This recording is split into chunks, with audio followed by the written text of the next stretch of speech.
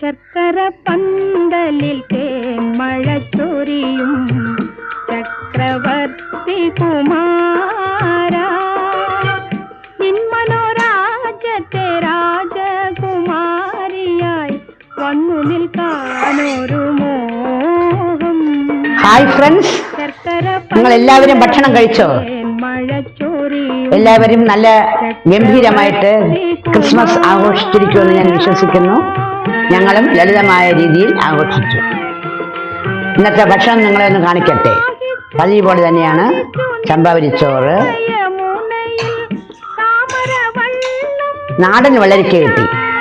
നാടൻ വെള്ളരിക്ക കൊണ്ട് ഒരു ഒഴിച്ചുകറി വെച്ചു, തേങ്ങ അരച്ച് ഒരു സൂപ്പർ കറിയാണ്.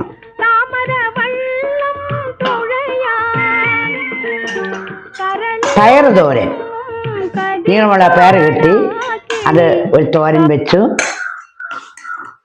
വെണ്ടയ്ക്ക മെഴുക്ക് വരട്ടി, പിന്നെ ചിക്കൻ ഉണ്ട്,